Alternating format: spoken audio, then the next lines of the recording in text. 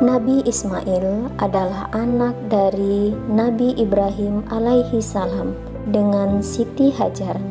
Suatu waktu, dalam perjalanan yang begitu jauh, sampailah mereka di suatu tempat, yaitu Mekah. Kala itu Mekah masih berupa tanah gersang yang belum berpenghuni.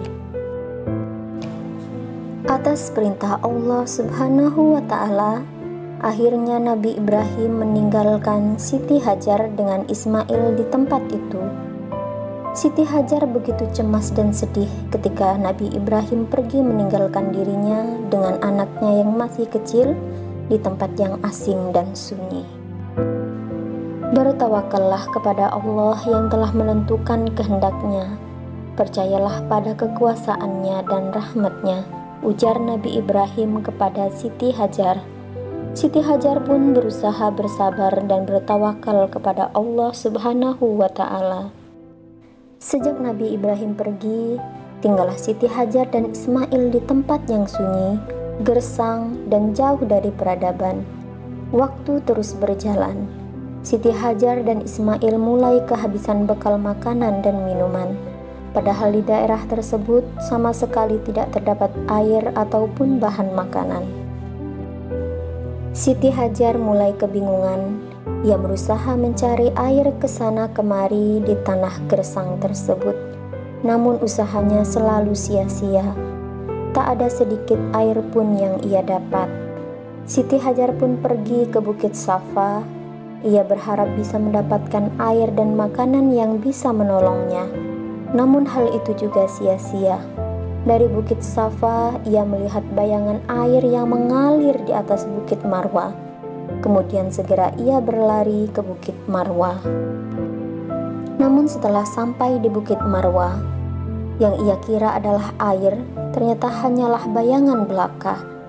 Lalu samar-samar dari kejauhan, Siti Hajar mendengar seolah-olah ada suara yang memanggilnya dari Bukit Safa.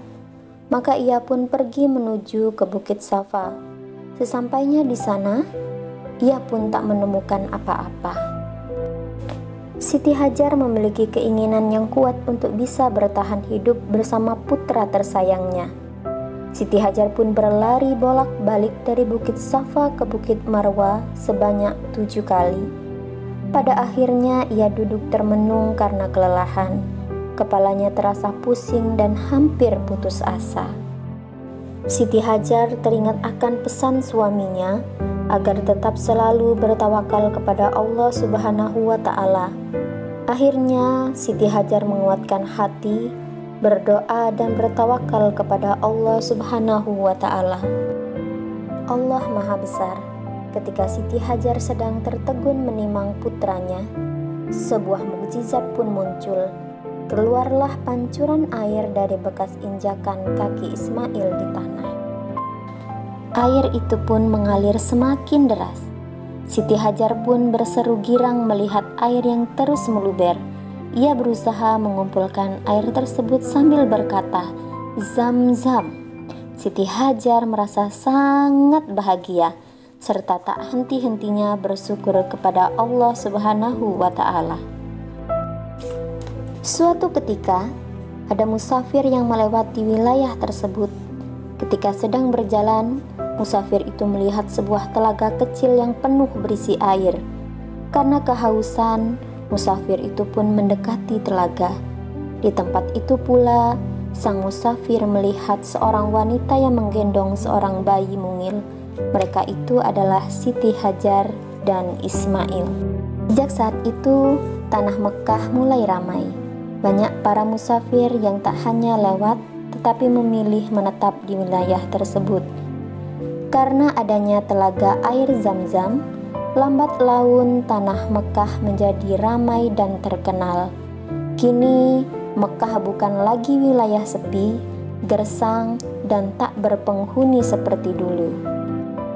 Sementara itu, setelah sekian lama meninggalkan anak dan istrinya di tanah Mekah, Nabi Ibrahim merasa rindu dan ingin bertemu. Akhirnya, berangkatlah Nabi Ibrahim menuju Mekah untuk menemui anak dan istrinya. Ketika sampai di Mekah, Nabi Ibrahim terkejut melihat perkembangan di tempat tersebut. Tanah Mekah yang dulunya sepi tidak berpenghuni, kini telah ramai didiami penduduk. Melihat kedatangan suaminya, Siti Hajar pun menyambut dengan rasa haru dan penuh sukacita. Seiring berjalannya waktu, tanah Mekah berkembang menjadi sebuah negeri.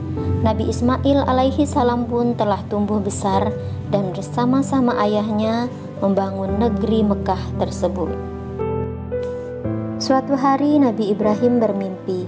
Beliau diperintahkan oleh Allah untuk menyembelih putranya sendiri, Nabi Ismail. Nabi Ibrahim pun menceritakan mimpinya itu kepada Nabi Ismail. Mendengar mimpi tersebut, Nabi Ismail tidak membantah karena keyakinannya bahwa itu memang perintah Allah. Keimanan dan ketaatan Nabi Ismail memang luar biasa. Nabi Ibrahim kemudian bergegas mempersiapkan alat-alatnya, hingga ketika leher Nabi Ismail hendak disembelih, Allah memanggil Nabi Ibrahim dan menebus perintahnya dengan korban binatang sembelihan yang besar. Ketaatan bapak dan anak itu telah diganti Allah dengan seekor binatang kurban. Sejak saat itu, melaksanakan kurban menjadi bagian dari ajaran agama Allah Subhanahu wa Ta'ala.